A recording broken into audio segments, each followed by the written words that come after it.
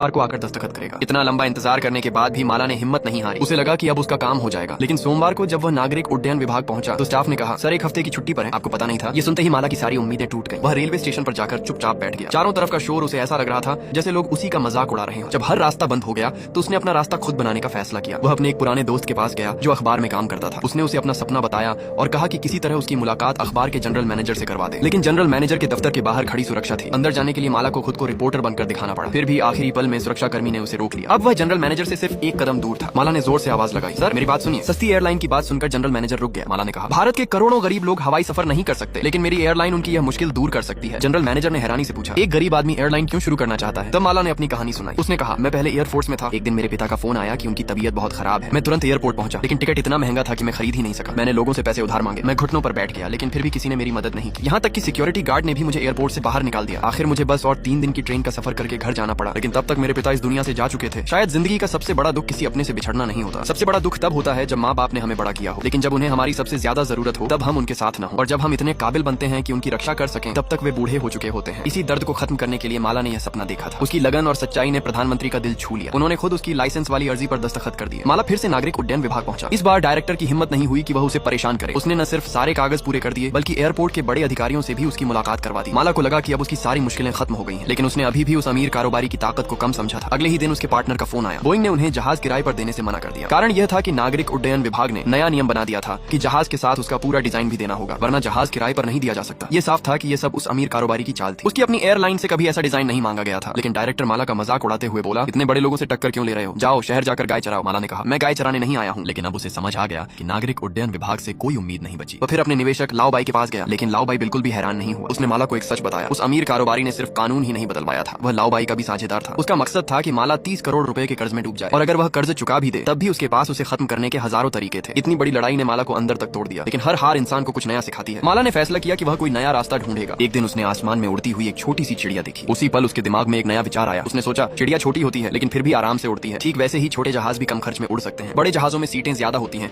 लेकिन उनका खर्च भी बहुत ज्यादा होता है। छोटे जहाजों में सीटें कम होती हैं, इसलिए उनका खर्च भी कम पड़ता है। यही सोचकर उसने एक माल ढोने वाली कंपनी से बात की। उसने कहा कि माल वाले जहाज को यात्रियों के लिए तैयार किया जा सकता है, लेकिन कंपनी ने कहा कि वे सिर्फ पुराने जहाज देंगे और उसके लिए 30 करोड़ रुपए पहले देने होंगे। माला फिर अपनी पत्नी के पास गया। शादी के बाद से वह हमेशा अपने काम में लगा रहा। उसने कभी अपनी पत्नी को पूरा समय नहीं दिया, इसलिए उससे मदद मांगते हुए उसे बहुत झिझक हो रही थी। पत्नी उसकी हालत समझ गई। वह उसे अपनी छोटी सी बेकरी में ले गई और मुस्कुराकर बोली, मुझसे मदद मांगने में इतनी शर्म क्यों आती है? मैंने तो पहले ही कहा था कि तुम्हारे सपने में मैं हमेशा तुम्हारे साथ रहूंगी। उसकी सारी जमा पूंजी सिर्फ 20,000 रुपए थी, जो 30 करोड़ के सामने कुछ भी नहीं थी। लेकिन उसकी इस बात ने माला का हौसला फिर से बढ़ा दिया। लंबी शादी की असली पहचान यही होती है कि दोनों हर सुख दुख में साथ खड़े रहें। जब माला वापस अपने दफ्तर पहुंचा तो उसका साथी खुशी से बोला, हमारे बैंक खाते में बहुत सारे पैसे आ गए हैं। माला तुरंत बैंक पहुंचा। उसने पूछा कि ये पैसे किसने भेजे, लेकिन बैंक वाले कुछ नहीं बता सके। तभी गांव के बुजुर्ग का फोन आया। उन्होंने बताया कि पूरे गांव को माला के सपने के बारे में पता चल गया है। सबने अपनी जमा पूंजी दे दी। कई लोगों ने तो अपनी जमीन तक गिरवी रख दी। सब चाहते थे कि माला अपना सपना पूरा करे। वे चाहते थे कि एक दिन गरीब लोग भी हवाई जहाज में बैठकर अपने अपनों से मिल सके। गांव वालों, अपनी पत्नी और गरीब लोगों की उम्मीदों के सहारे माला ने आखिरकार अपनी एयरलाइन शुरू कर दी। लेकिन असली मुश्किलें अब शुरू हुई थी। उसके पास न अपना एयरपोर्ट था और न ही प्रशिक्षित पायलट। खुशकिस्मती से माला खुद एयरफोर्स में रह चुका था। उसने अपने रिटायर्ड साथियों को बुलाया। उनके बाल भले ही सफेद हो गए थे, लेकिन उनका अनुभव आज भी कमाल का था। पहली उड़ान के दिन एक बड़ी मुसीबत आ गई। एयरपोर्ट ने उनके जहाज को उतरने की इजाजत ही नहीं दी। जहाज आसमान में चक्कर लगाता रहा। ईंधन धीरे धीरे खत्म हो रहा था। यह भी उस अमीर कारोबारी की नई चाल थी। जिस एयरपोर्ट पर जहाज उतरना था उस पर उसी का कब्जा था। वह किसी भी कीमत पर माला की एयरलाइन को सफल नहीं होने देना चाहता था। आखिर ईंधन इतना कम हो गया कि कप्तान को पास के एयरफोर्स बेस पर